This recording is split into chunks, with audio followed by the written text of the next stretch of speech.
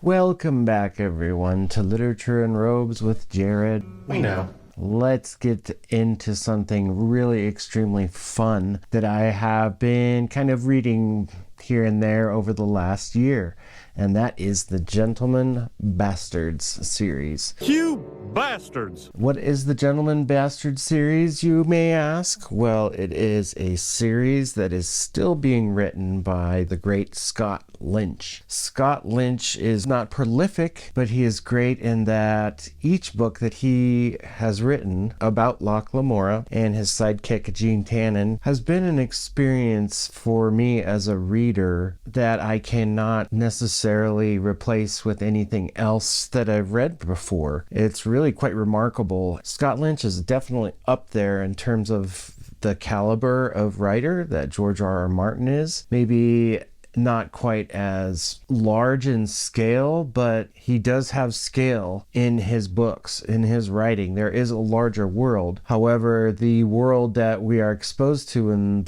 the first three books that he's written, I mean, he paints very vivid settings. The world is very clearly depicted in his stories, and the characters are some of the best characters that you'll ever read. They're right up there with Robin Hood and Little John or Batman and Robin. I don't know. They just really vibe. Locke and Jean are just amazing. You don't say. What are the books about? The Lies of Locke Lamora, book 1, is a book about the story of a young boy who becomes... There's something special about this young man in that he is reserved, quiet, soft-spoken, and yet very intelligent for a young man of his age. And many of the people that come into his life, they notice that there's just something different about the young man. And the first book basically highlights the current Locke Lamora with the past Locke Lamora. So you get this coming of age, but also a present day, what is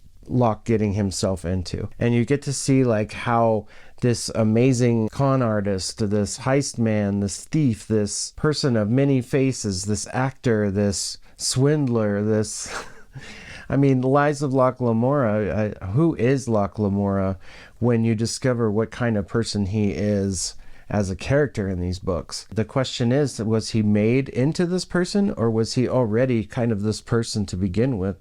That maybe that nature-nurture type argument? Obviously, nature is super boring. Anyway, to bring all that together, you discover that this young man is brought into this little guild of thieves, and he comes into this one particular Tudor chains, and that's where he meets some of the other characters from the story. There is another character that is mentioned that Locke grew up with, but current Locke and old Locke in this book avoid this third character. But Scott Lynch does appear to create importance around this character. It's never something that distracts or detracts from the story, but we do get more from this character in the third book. But along the way, we're always kind of suspecting, well, is this character going to be written into the story at all? Keep that in mind. I mean, Scott Lynch definitely is playing the long game here, and not just in terms of the story, but Lies of Locke Lamora was published in 2006, and then he wrote Red Seas Under Red Skies in 2007, and then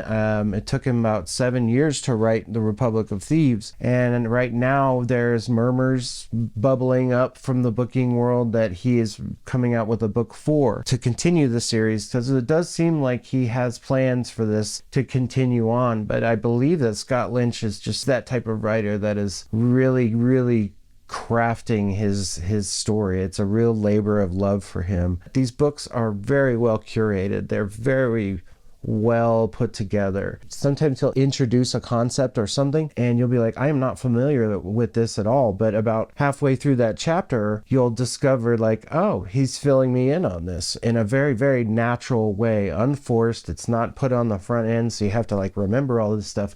He just unfolds things very naturally. So genius! That's part of what is enjoyable about these books is just how well the story is crafted, how well he reveals things. You never really feel like the books are 600 plus pages long each, because there's just something very gravy about the way he's just telling that story. And the dialogue, oh my God, from the first book on, it's amazing. You'll find yourself laughing at a lot of very colorful metaphors and insults. You warthog-faced Pompous. Half-witted, scruffy-looking, Cheap, lying, no good, rotten, dinky horseman horse smelling, dirt-eating. Insecure junkyard. Vulgar, insensitive, selfish. The friendships between these people are very familiar, so it definitely hooked me, made me want to read more. By the end of book 1 of Lies of Locke Lamora, a lot has happened, a lot. But you find yourself with Jean Tannen and Locke Lamora. They're both still thieves and con artists, but they're the kind that you seem to like because they apparently come with a set of morals alongside their thievery. It's very Robin Hood in a way, you know, take from the rich to give to the poor, or disrupt the evil for the good of the other people, for the population. So I hate that guy. he's got a very moralistic approach to what he and Jean are doing. I'm not even going to go there, but the plot twists in book 1 that gets you to the end of book 1 are pretty awesome. So I think on a whole, the Lies of Locke Lamora gets the 5 robes rating because it is fantastic. It's been put together well. The characters just scream off the page. It was just fluid writing, fluid reading. It just kept me interested the whole way through. So 5 out of 5, easy, no problem. I can see why it is such a popular book. Fun reading, which brings us to Red Seas Under Red Skies, and they find themselves in a new town. They're trying to take the resources that they've made and, of course, make more on them. They like to gamble. They like to play games. They like to get targets and go after people who appear to deserve it. Deep down, you deserve to be punished. It's kind of like Ocean's 11. They want to get to the casino boss's royal treasure. So the heist develops in that way throughout the first part of this book. And Locke and Jean are trying to get their way into like Fort Knox type place. And somebody who's been keeping an eye on them.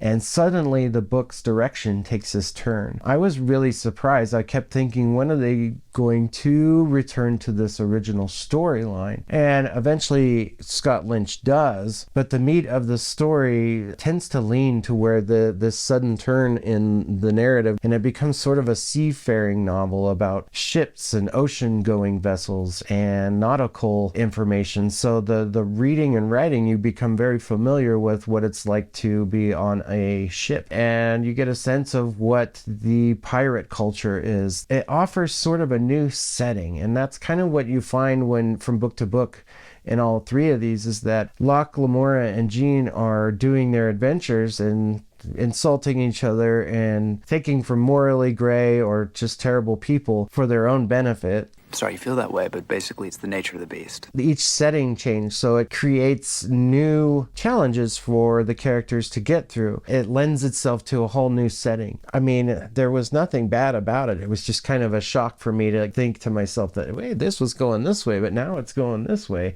Okay, I get that there's new goals and new things to do, but honestly, that would have been the only thing that detracted from the score that I gave this book, which is a 4.8 out of 5 robes. It was just really well told, and it introduced me to some new concepts, some new language. The language of the sea is always fun. Seafaring fantasy is always kind of a cool thing. Amanda's in it. And then there's this really creative manipulation on how the story went from left to right. You get those gleanings, those character moments where, yes, these guys are very motivated at getting after the impossible score, or the score that no one in their right mind would go after. They appreciate that challenge. Again, that's part of the fun of Locke and Jean and Locke Lamora's stories. So the gentlemen bastards, if you will. Challenge accepted. And again, there's a little bit of a mention. Locke has this missing person in his life that he just wishes he could find. And you just keep wondering, well, when is that going to happen? Well, come along the Republic of Thieves. By the end of the second book, you are left going, oh my gosh, this is horrible. All the things that have happened. They find themselves in the most dire circumstances, and then they have to compromise something, some part of themselves or some part of their goal, always to get out of the situation. It's a wonder, like, why they even set goals sometimes. But What? Why? Why? in this one, they have to become part of something completely new. And we find ourselves learning about art and theater. It's in a whole new town, a whole new setting. The stakes are political in nature. You have these political characters that are working towards opposite goals, with Locke and Jean as these negotiators of some sort. So here comes the acting part and the manipulation, the con men, the multiple skills of Jean and Locke in their endeavors throughout the city. They're all fools. They think they're safe. So they become a part of this secret underground political theater troupe. And lo and behold, they're competing against the missing character, Sabetha. Or Sabetha? I think it's Sabetha. This is the girl of Locke's dreams. She becomes the antagonist of this story. And another thing about Scott Lynch is that he kind of drops these things in from the past that explain the present, that explain the past, that explain the present. So that's another interweaving skill that Scott Lynch has in how he tells these stories just masterfully. But this one didn't come out till like 2014, so like 7 more years went by. I think we're going on about 10 or 11, maybe 12 years for the 4th book, The Thorn of Emberlane. It does set that up in this book, so it feels like Scott Lynch is definitely working toward a book 4. Who knows, maybe even a book 5. And I mean, honestly, he's only got the 3 books that I know of. He may have some other stuff out there, but he is a fan favorite, I would say, on a lot of people's top 10 is Lies of Locke Lamora.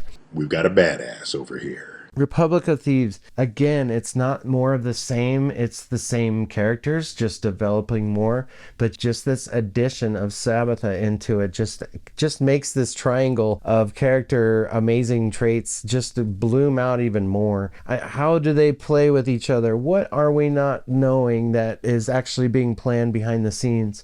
And Scott Lynch does that with all of his books. He lets out just these little things so that you do have surprise plot twists, you do have surprise endings. Sets things up in such a way that you know something big is going to happen, or that somebody's going to get double crossed. Even then, it's just like, oh no, what do I do? What are they going to do?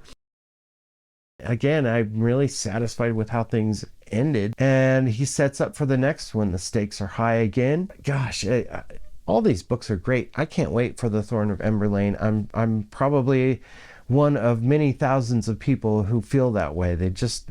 Anybody that likes these stories will just soak up the next one. So I'm glad that I've read all 3 of these. They're chunky books, but they read like butter. They're just so good. You can never have too much butter. It's a wild, fun ride for reading. It makes you laugh on certain pages. You feel like crying on others. It's a wonderful marriage of comedy and drama and suspense and tension.